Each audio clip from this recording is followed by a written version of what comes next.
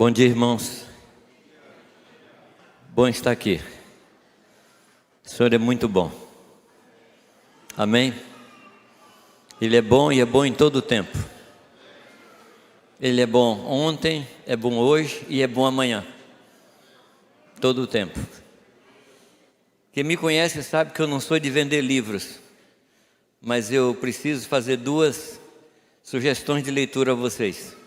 Em cima do que o Paulo falou, quando ele sugeriu e animou vocês a ofertarem, Deus me levou a escrever um livro sobre esse tema, mordomia na vida do cristão. E eu quero sugerir a leitura a vocês, que aborda muitos temas, e a gente tem visto na internet um combate muito firme, alguns temas muito preciosos para a vida da igreja. E especialmente um tema contra a entrega de dízimos, a entrega de ofertas. Então nesse livro eu abordo esse tema, mostrando qual é o papel do dízimo na Bíblia, quando foi instituído, mostrando que o dízimo é anterior e posterior à lei. Eu procuro mostrar que o dízimo, primeira menção do dízimo, foi uma entrega de Abraão como produto da gratidão do seu coração àquele que era a figura de Cristo. Então o meu dízimo é relacionado com a pessoa de Jesus Cristo, não tem a ver com a lei. A lei veio regulamentar a aplicação. Então está aí, quero sugerir esse livro a vocês que já está ali na nossa banquinha ali. O outro livro, ele vai ser o tema daquilo que Deus vai nos falar nesta manhã. Eu falo sobre a maior força do universo. Não existe nada mais poderoso no universo do que o perdão de Deus. Amém? Não tem nada mais poderoso que isso. Quem experimentou o perdão de Deus se tornou um escravo de amor do Senhor. Então nós vamos falar sobre isso. A primeira parte do livro, eu preciso falar sobre essa primeira parte. Eu trago uma série de informações sobre o que o pecado produziu na história da humanidade. E o pecado é a força que mais matou na história da humanidade. Eu trago aqui algumas informações sobre desastres naturais e desastres provocados pelo homem. Eu falo sobre as guerras que o homem provocou. E ao final dessas informações, eu coloco um número, que é um número aproximado, de cerca de 256 milhões de pessoas que morreram por causa de atitudes dos homens. 256 milhões, e é um número estimado, claro, não é um número exato. E depois disso eu falo sobre a força que anula o poder do pecado, que é o perdão. Esse livro ele está em dois formatos. O primeiro formato é esse maior, que fala do perdão de Deus para nós e do perdão entre nós, e do perdão que deve acontecer entre nós. E tem esse formato pequeno, que o presbitério está sugerindo que você leve, não para você, mas que você leve para distribuir para os seus amigos, porque aqui fala do pecado e do perdão. Esse outro fala do pecado, do perdão e o perdão praticado entre nós. Tá bem? Fica aí a sugestão. Pois bem, eu gostaria de comentar com vocês algumas coisas sobre esse livro. E claro que eu não vou falar tudo que diz o livro, mas eu quero comentar algumas coisas que são muito importantes para nós nesse tempo. Antes de começar, eu quero trazer para vocês aqui a saudação dos nossos irmãos ali da cidade de Cascavel, e não saudação de Cascavel, né? A saudação dos irmãos para antecipar qualquer piadinha.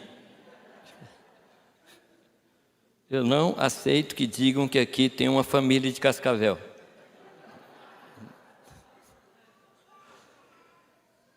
Faz favor, abra sua Bíblia comigo em Romanos capítulo 6, versículo 23.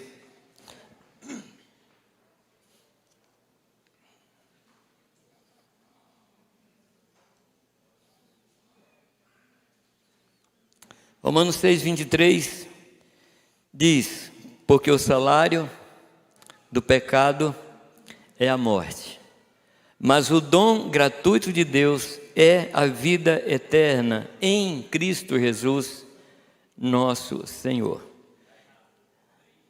3:20, obrigado. Romanos 2, confere se está certo esse agora, 12. Assim, pois, todos os que pecaram sem lei também perecerão, e todos que com a lei pecaram, mediante a lei, serão julgados. Aqui mostra o que o pecado fez na história do homem. O pecado como a força que matou mais gente em toda a história. Isso é o que aconteceu. Quando o pecado entrou, ele produziu a morte. Para falar sobre a morte, eu preciso lembrar vocês o que é a vida. A vida é aquela centelha que fez com que aquele boneco de barro se levantasse e se tornasse alguém. Essa centelha que a Bíblia chama de fôlego da vida, ou fôlego de vida. Ontem, Haroldo estava lembrando sobre isso. Por mais que o homem tente criar a vida em laboratório, ele nunca conseguirá. Porque o homem é um ser criado. E o ser criado, ele não cria. Ele replica, ele copia, mas ele não cria. O autor da vida é Deus. Só Deus. O homem pode fazer todas as experiências, colocar todas as partes que compõem um ser humano, mas falta aquela centelha, que a Bíblia chama de fôlego da vida. E nós estamos aqui hoje, porque Deus soprou no nariz daquele boneco e nos fez alma vivente. A morte é a eterna separação de Deus. Você poderia simplificar toda explicação com isso. Morte é a separação de Deus. É quando o homem se separa de Deus. Não necessariamente ele cai morto, sem fôlego, sem respiração. O homem pode viver, se é que eu posso usar esse verbo, num estado de morte, como um zumbi. Ele se move, até se comunica, mas não tem a vida, porque a vida vem de Deus para a gente. Isso é a vida. Muito bem. Quando Jesus Cristo morre na cruz, Ele satisfaz completamente a justiça de Deus, nos perdoando de todos os nossos pecados. E aqueles que estavam mortos pelos seus pecados, ao receber o benefício da cruz de Cristo, recebem vida de novo. Por isso que a palavra diz que nós fomos regenerados, ou seja, gerados de novo, pela vida de Cristo derramada na cruz. Amém, amados? Ele nos perdoou. Faltaria tempo, dias, meses e anos, para a gente conversar sobre o que é o perdão. Então eu não tenho a pretensão de explicar o que é o perdão na sua essência total. Mas eu gostaria de falar um pouco sobre o perdão e mostrando os benefícios que ele nos faz. Antes de tudo, a respeito do perdão, eu quero dizer a vocês que o perdão sempre custa alguma coisa. O perdão, ele não é alguma coisa que sai barato para quem perdoa. Se alguém nos rouba alguma coisa, algum bem, alguma joia, algum carro, o custo do perdão vai ser proporcional àquele objeto perdido. Mas quando o perdão diz respeito a uma ofensa que alguém nos fez, a uma injustiça que alguém praticou contra nós, então o custo é bem maior. O custo é muito maior. Então não existe perdão sem custo. Se o Senhor fala a você para perdoar alguém, isso vai custar alguma coisa a você. Isso vai custar uma luta, vai custar uma entrega, vai custar uma renúncia a alguma posição, vai custar um domínio dos seus pensamentos a respeito daquele fato. O perdão sempre será trabalhoso. O perdão nunca será alguma coisa que nós não sentimos, alguma coisa insensível. O perdão sempre nos custará. Miqueias capítulo 7, verso 19, diz que o Senhor tornará a ter compaixão de nós, pisará aos pés as nossas iniquidades e lançará todos os nossos pecados. Onde, amados? Nas profundezas do mar. E Hebreus 10 diz que o Senhor, Ele não se lembrará dos nossos pecados e das nossas iniquidades para sempre. Ele não se lembrará. Amém? Mas eu queria perguntar a você, perdoar tem a ver com esquecimento? Eu já ouvi alguns irmãos falar assim, eu acho que eu não perdoei, porque eu não esqueço. Ora, se a gente for pensar em perdão como alguma coisa ligada à amnésia, à questão de lembrança, então como é que ficaria a nossa relação com Deus? Pois Ele não esquece. E aqui a gente tem um problema sério. A gente se condena, porque ao lembrar daquilo que aconteceu contra nós, aquilo nos remói, aquilo nos atormenta, e a gente entra numa condenação. Pois é, eu perdi, mas não esqueci. Como é que fica a coisa? E aqui faz parte da luta, faz parte do preço, faz parte do custo. O perdão, ele é uma questão unilateral. O perdão não depende de quem me ofendeu. Não depende do arrependimento de quem me machucou. Não depende de que alguém venha me pedir perdão. É unilateral. Por que eu digo isso? A pergunta é clara e é simples. Quando foi que Deus nos perdoou?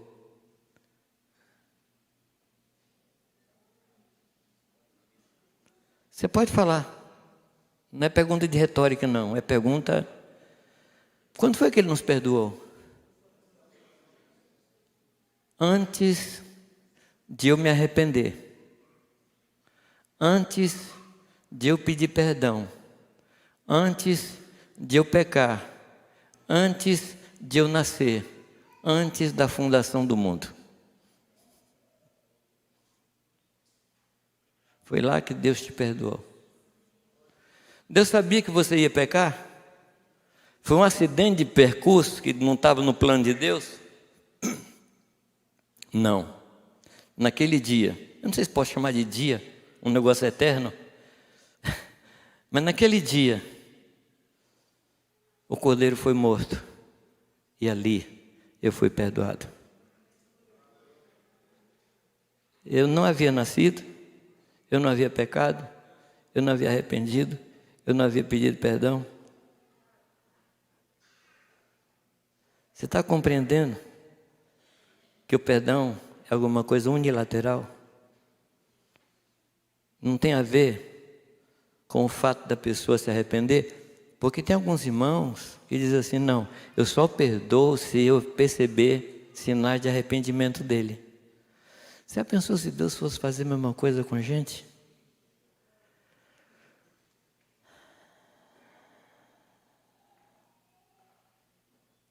Assim como a morte é eterna, que o homem experimenta, o perdão também é eterno. A palavra fala de multidão de pecados, mas a palavra fala de multiforme graça. É uma graça que cobre todos os nossos pecados. Assim é o perdão de Deus. O perdão é a ação de Deus para restaurar a nossa relação com Ele. É a ação de Deus para restaurar a nossa comunhão com Ele. Nós estávamos mortos em nossos delitos e pecados, e o Senhor nos perdoou. Não havia nada em nós que pudesse conquistar Deus. Foi unilateral, foi porque Ele nos amou, Ele nos perdoou. Amém? Quem aqui é perdoado pelo Senhor? Deus do céu. O perdão, preste atenção nisso, por favor. Porque tudo que vai acontecer aqui hoje, e que vai acontecer no resto das nossas vidas, se você compreender isso, a sua vida vai se tornar um pouco mais fácil. Se não, muito mais fácil. O perdão é o começo de um relacionamento. Às vezes a gente pode pensar que o perdão é uma caminhada para que, se as coisas derem certo, então aí a gente perdoa. Não é assim que funciona. O perdão, ele não muda o passado. Ele não muda o passado. O perdão prepara o caminho à frente de nós. O perdão não vai fazer com que o que aconteceu desapareça na história. Eu digo que o perdão, ele resolve o passado e asfalta o caminho diante da gente para uma nova relação. Como poder viver uma vida de reconciliação se não estiver baseada no perdão? Reconciliar significa refazer o concílio, refazer a aliança, refazer o acordo, e isso só pode acontecer em cima de perdão. Há um texto na palavra que nós citamos muito: como poderão andar dois juntos se não houver entre eles acordo? A gente pensa que a gente precisa sentar, fazer os acordos e, se der certo, a gente caminha juntos. Não, amado. Quando eu me casei com Irani, nós fizemos um acordo que houvesse o que houvesse, nós andaríamos juntos. Esse é o acordo. Esse é o acordo. E esse acordo é baseado no perdão. Amém? Eu perdoei todos os possíveis relacionamentos que Irani teve antes de me encontrar, e ela perdoou todos os relacionamentos que eu tive antes de eu encontrá-la. E isso foi jogado no mar do esquecimento. Aí você fala, mas eu não esqueci. Aqui é o seguinte. Quando Deus me perdoou, Ele não esqueceu, mas Ele tomou uma decisão de não permitir que as lembranças afetassem o relacionamento dele comigo. Falo de novo.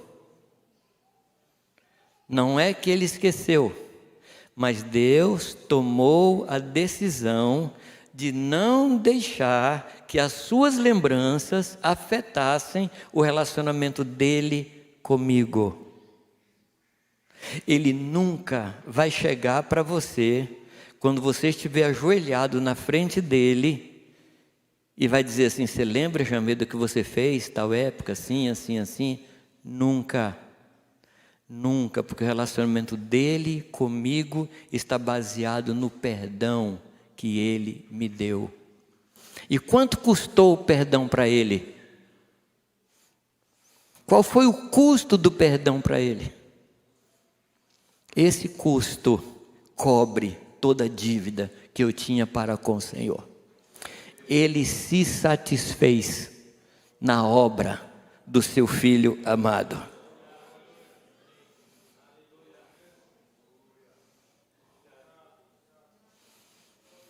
Eu quero que você abra comigo um texto que está em Mateus 18.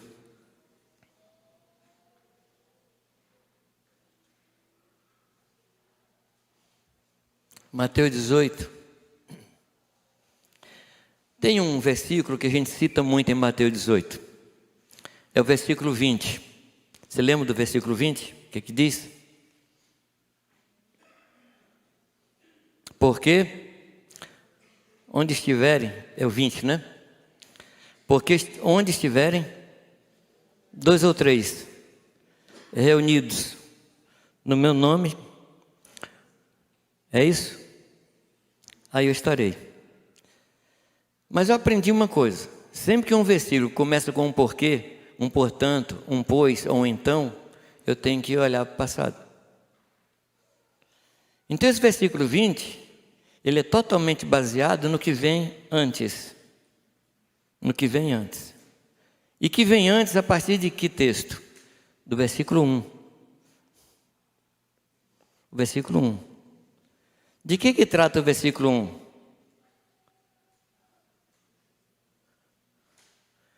Quem é o maior entre nós? Gente, esse é o problema.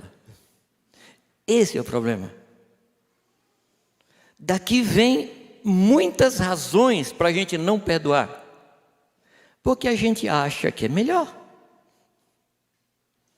A gente acha que a gente está numa posição, assim, num lugar onde eu posso ou não posso perdoar.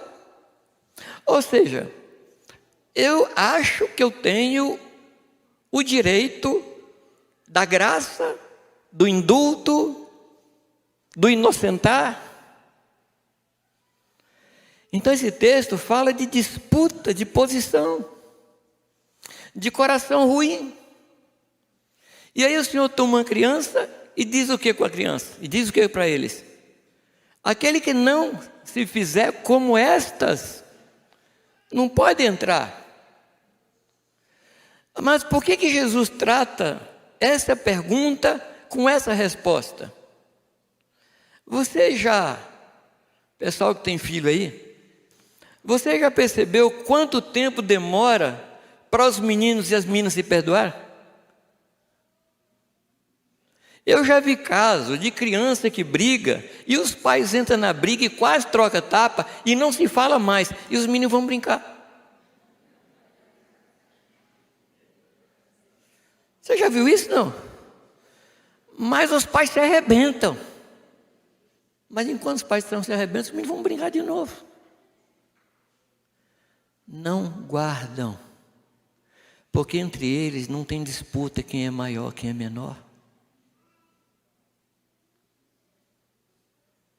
E o texto vai falando de cuidado mútuo. O texto vai falando da responsabilidade que nós temos de não ser pedra de tropeço para os pequeninos.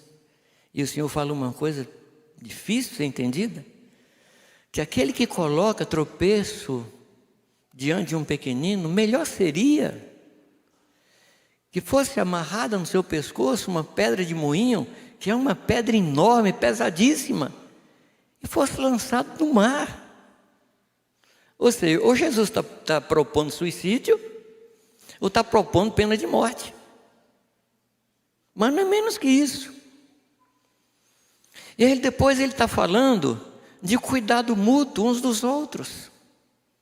E aí ele entra no assunto que se você vê seu irmão pecar.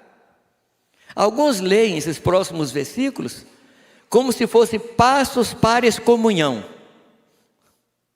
O que devemos fazer para excomungar um irmão? Você não pode excomungar sem o processo jurídico legal.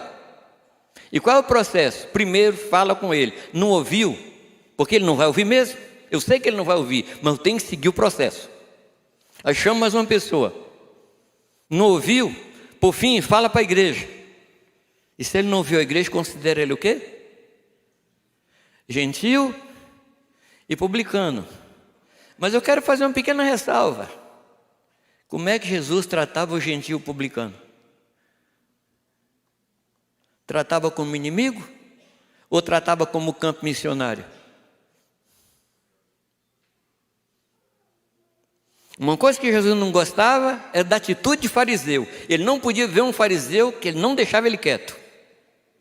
Mas o publicano, ele trazia para perto, O gentio, ele trazia para perto. A prostituta, ele trazia para perto. Eu não posso mais tratá-lo como irmão. Ele passa a ser o meu campo missionário, objeto de oração e intercessão. E aí ele fala que o que nós concordássemos, concordar fala de ter um só coração. É por isso que eu ensino para os irmãos, nunca diga para o outro, eu não concordo com você. Porque essa expressão é fortíssima. Quando eu digo eu não concordo, eu estou dizendo eu não tenho um coração com você. Você pode dizer assim, eu não penso igual, eu não acho assim, eu tenho uma outra impressão, mas concordar é alguma coisa de coração. E é nessa base que ele diz que o que nós ligarmos será ligado, o que nós desligarmos terá sido desligado no céu. E é nesse contexto que ele fala onde 2 ou 3 estiverem reunidos. Então ele não está falando de reunião, ele está falando de reunião. Você entendeu ou não?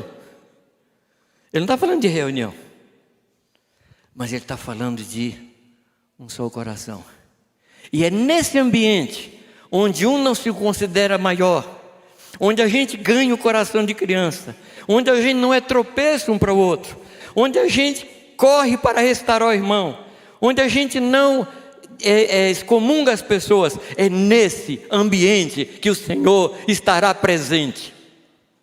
É nesse ambiente. E daí o que acontece?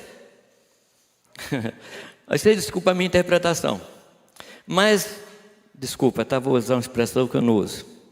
O cara, lá do versículo 1, vem com outra carga.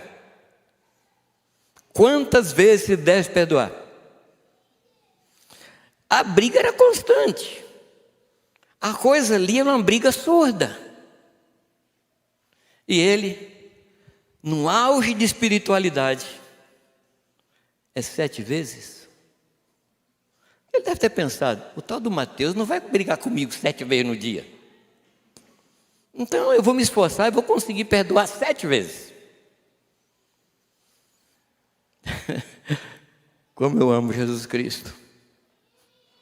Como eu amo Jesus Cristo. O que ele fala? Não é 7 vezes não, Pedro. 70 vezes 7. Ele fala de, basicamente, ou pelo menos 2 coisas. É impossível que alguém peque por dia contra mim 490 vezes. Não há tempo em 24 horas para a gente atanasar a vida de uma pessoa 490 vezes. Não dá, tem que fazer turno.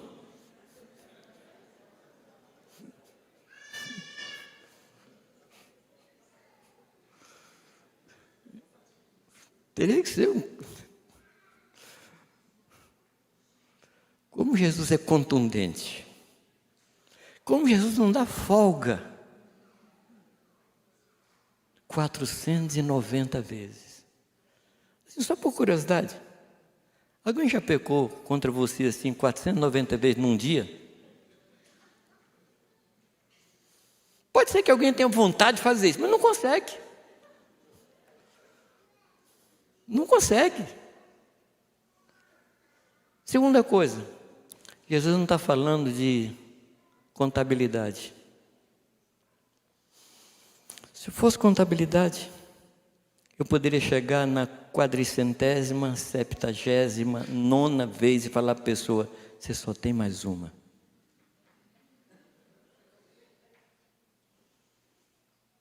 Mas ele não está falando disso. Ele está falando de um coração perdoador.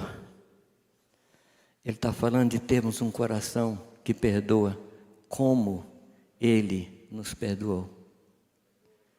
E como foi que Ele nos perdoou?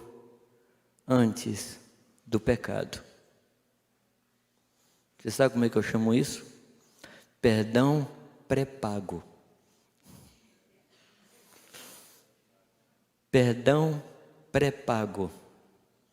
A pessoa que convive com você, ela já levanta de manhã com 490 créditos.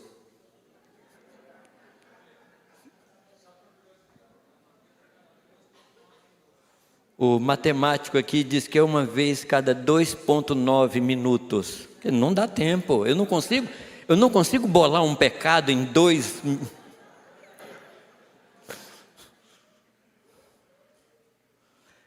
Ele não está falando de números.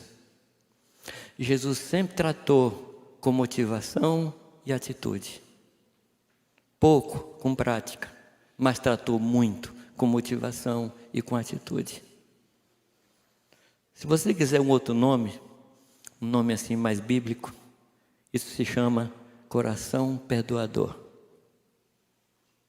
Coração perdoador. Mas não é assim que Deus nos trata? Sim ou não? Já houve algum momento na sua vida que você se ajoelhou para orar e Deus olhou para você e falou assim: ó, não dá para conversar com você, porque a coisa do seu lado está feia. Não dá para conversar com você não. Ou você chegou para Ele com o coração contrito e Ele trouxe você para perto. Como é que foi? Ele nos amou, sendo nós ainda seus inimigos.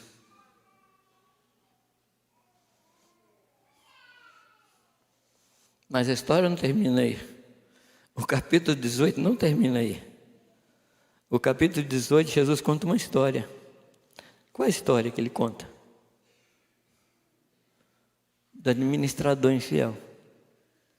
O dono de um grande patrimônio faz uma auditoria nos seus negócios e descobre que um empregado deve o quê? 10.000 talentos. Você já fez a conta sobre quanto seria isso? Não. Eu já fiz, Maurício.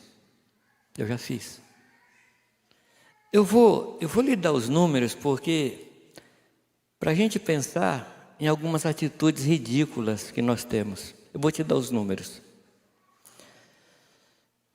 Se o talento do qual ele está falando for um talento de ouro, então ele está falando de um peso de 70 quilos de ouro.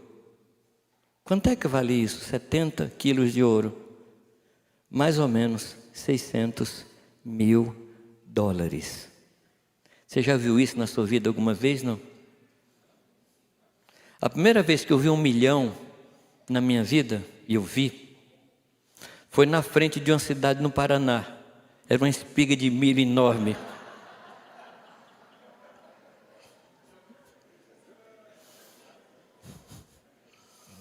Mas em termos de dinheiro, eu nunca vi nem $600.000. Só que ele devia 10.000 talentos. Você multiplica isso aí, vai dar em torno de 6 bilhões de dólares.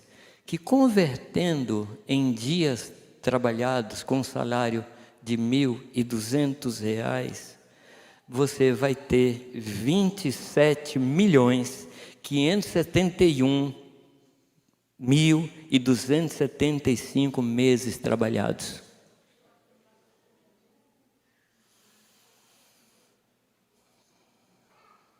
Jesus era hiperbólico, exagerado, né? Ou não? Quem pode pagar uma dívida que vai exigir 27 milhões de anos trabalhados? Ninguém. Aí ele fala que esse homem sai e encontra alguém que lhe devia 100 denários.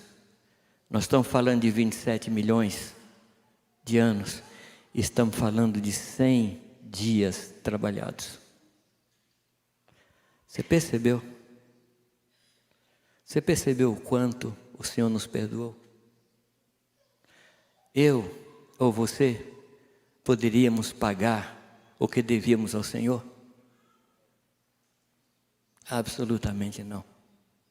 Mas eu posso perdoar o que a pessoa fez contra mim?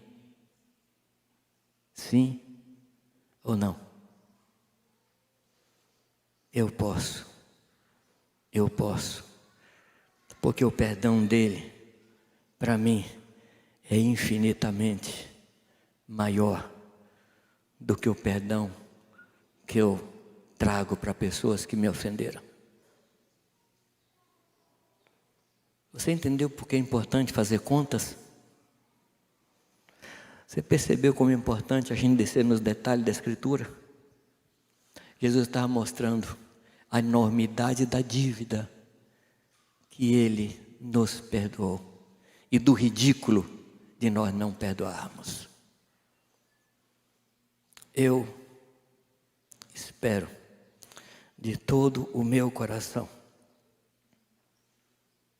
que a gente tenha esse coração perdoador. Sabe por quê, amados? A vida é sustentada pelo perdão. A vida na família é sustentada pelo perdão. A vida na igreja é sustentada pelo perdão. Quando em Zacarias se pergunta ao Cristo, que feridas são essas? Você se lembra? Que feridas são essas? O que é que ele responde? São as feridas que eu sofri na casa dos meus amigos. A casa dos meus amigos é a igreja. É a igreja. Quem vem para a igreja e acha que não vai ser ferido, não sabe o que é a igreja. A igreja é um lugar da glória de Deus.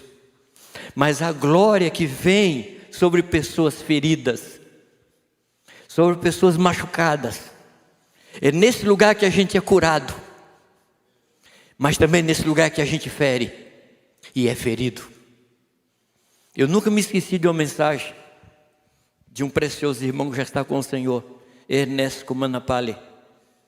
Ele pregou para a gente uma mensagem que eu nunca pensei que alguém pudesse usar para fazer uma mensagem. Ele falou sobre as 5 pedrinhas de Davi. É muita imaginação, né? Depois que eu vi a mensagem, eu falei, é muita inspiração. Porque diz a palavra, e ele contou para nós, que Davi chegou lá e pegou 5 seixos. Sabe o que é o seixo? Aquela pedrinha redondinha, que a gente, nos tempos antigos, quando a gente não era crente, né, Paulo? Pegava para matar passarinho.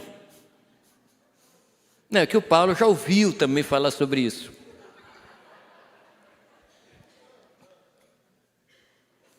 Mas tinha que ser assim, bem redondinha.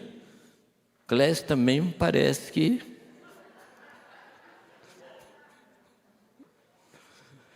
Aquela pedra bem redondinha, que você pegava assim, não podia ter aresta nem nada.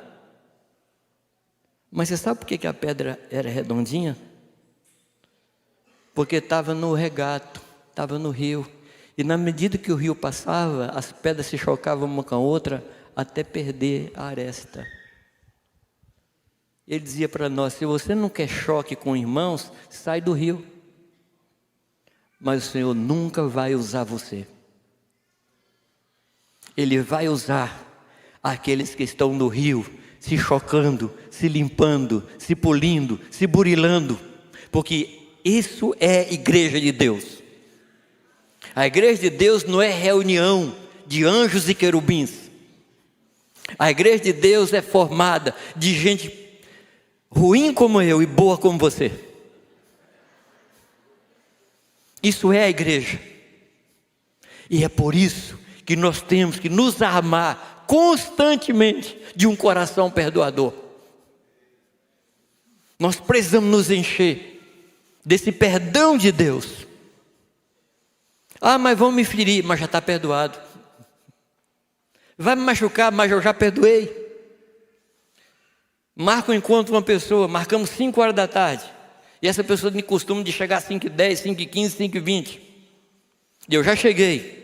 Não tem problema, já está perdoado.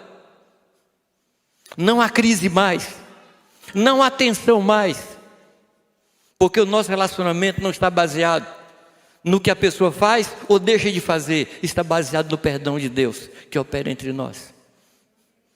Amados, eu creio de todo o meu coração que Deus quer nos revelar o que é o perdão dele, porque essa é a base da nossa comunhão, essa é a base da minha vida. Não retenha perdão, não retenha perdão. Você pode reter, porque a palavra diz aqueles que retêm perdão. A palavra fala da possibilidade que eu tenho de reter, mas eu quero dizer, você não deve reter, pelo simples fato que o Senhor nos ensina uma coisa que não me bate muito. Oração do Pai Nosso: perdoa. Você sabe o Pai Nosso, não vai me dizer que você não sabe. Perdoa assim como. Você está dando a Deus o direito, Ele já tem, né? Mas você está dando a Deus o direito de não perdoar você. É isso que você está falando para Ele. Você quer reter o pecado e quer receber perdão? Não é assim o coração do Senhor. Não é assim o coração de Deus. E eu quero terminar lendo um texto com você, que está lá em Atos, capítulo 7, verso 60.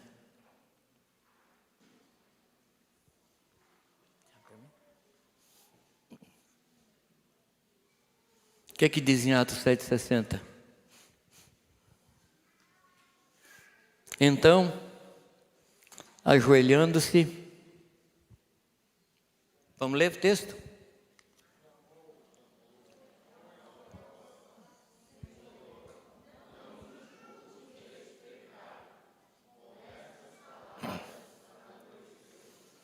O que é que chama a sua atenção nesse versículo?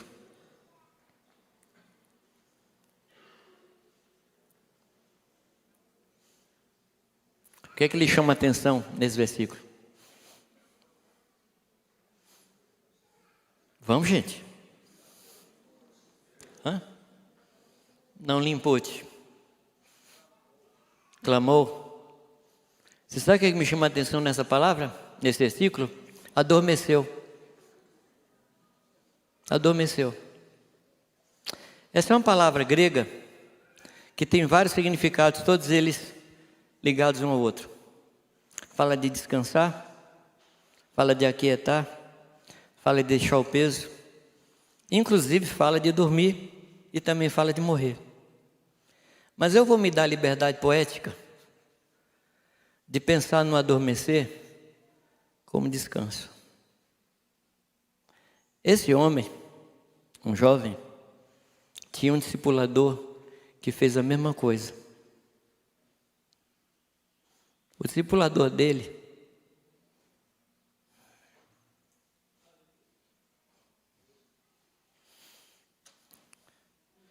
é difícil pensar, né?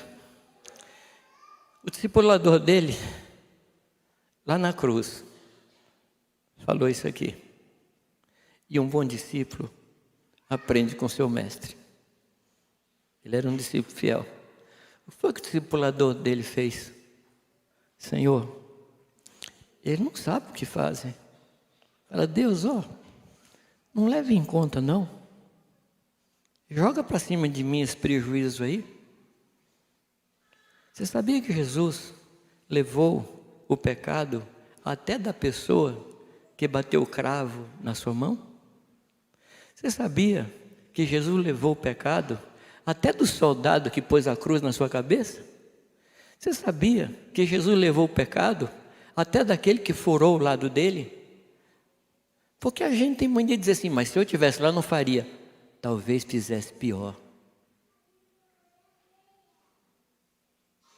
E o que Jesus faz? Ele não sabe o que fazem. E o fiel discípulo de Cristo perdoou como Deus perdoou. E tendo feito isso, adormeceu.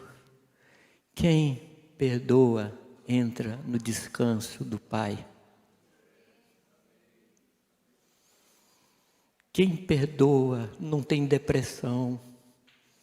Quem perdoa não tem confusão mental. Porque o que atrapalha a gente é o pecado, meu ou dos outros. Meu ou dos outros. E tendo perdoado, descansou. Tendo perdoado, descansou. Estou falando dos dois, tá? De Estevão e de Jesus Cristo. Você quer descansar em Deus? Você quer abandonar suas lutas? Você quer acabar com a tensão do seu coração? Perdoa. E viva perdoando. Viva perdoando. Isso vai facilitar a sua vida. E o Senhor vai fluir através de você. Ao invés de sair veneno, ressentimento, mágoa, vai sair vida. A vida de Deus. Eu estou com forte desejo de convidar os que não perdoaram a ficar de pé para a gente orar. Mas não vou fazer isso não, senão você vai ter que me perdoar, né? Não vou fazer isso não. Mas se Deus tocou no seu coração, eu queria que você curvasse a sua cabeça e conversasse com Deus.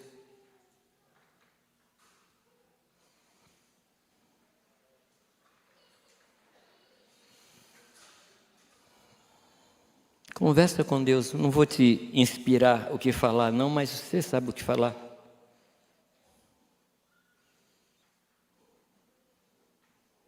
Tendo perdoado, adormeceu. Perdoar é arrancar um fardo de sobre a nossa vida e viver uma vida como a de Cristo, com um fardo leve e um jugo suave. Ó Senhor, recebemos de Ti o Teu perdão, Senhor. Recebemos de Ti o Teu perdão, Senhor. Ah, Senhor, não havia e não há nada em nós, Pai, que pudesse Te convencer a nos perdoar. Não foi um arrependimento profundo da nossa parte. Foi o Teu amor profundo. Não foi porque pedimos perdão, mas foi porque o Senhor nos amou de tal maneira que derramou Teu próprio sangue para nos lavar de toda iniquidade. Ó Senhor, o que podemos dar a Ti, Senhor Deus, por todos os benefícios que Tu tens nos feito? Nós vamos beber o cálice da salvação. E é isso que nesta manhã nós tomamos, Pai, o cálice do perdão. O Senhor nos perdoou, Pai, de forma definitiva. O Senhor nos perdoou, Pai, de todo pecado passado. O Senhor nos perdoou do pecado presente, nos perdoou de pecados futuros. O Teu perdão é absoluto, não tem ressalva, não tem condição. O Senhor nos perdoou porque o Senhor nos amou, Senhor. Oh, Senhor Jesus. Ah, Senhor, queremos deste Espírito, Senhor, na nossa vida. Queremos do Teu Espírito, do mesmo coração. Oh, Senhor, livra-nos, Pai, e perdoa de nos aferrar às nossas razões. Ah, Senhor, como queremos ser indenizados, Pai. E o Senhor não buscou indenização, o Senhor só perdoou para que pudéssemos ter comunhão eterna contigo, Senhor. Oh, Senhor. Oh, Senhor. Aqui estamos nesta manhã, Senhor Deus, carentes da Tua misericórdia. Pobres, cegos, nus e miseráveis, completamente dependentes do Teu amor, da Tua misericórdia, Senhor. Opera no meu coração, Senhor. Mostra para mim, Senhor Deus, se há algum pecado de falta de perdão. Mostra para mim, Senhor Deus, situações que eu vou segurando e retendo até hoje. E hoje, Pai, pela fé no Teu nome, no poder do Teu Espírito e no poder do sangue precioso de Jesus Cristo, eu quero viver uma nova vida, Pai, de perdão, de compaixão, de empatia. É isso que eu quero, é isso que eu preciso, mais do que quero, Senhor, é isso que eu preciso, Senhor. Meu Deus perdoador, meu Deus resgatador, meu Deus remidor, Deus salvador, te bendizemos, Senhor, te bendizemos, ó Pai, em nome do Teu Filho bendito e amado, o Senhor Jesus. Aleluia, aleluia.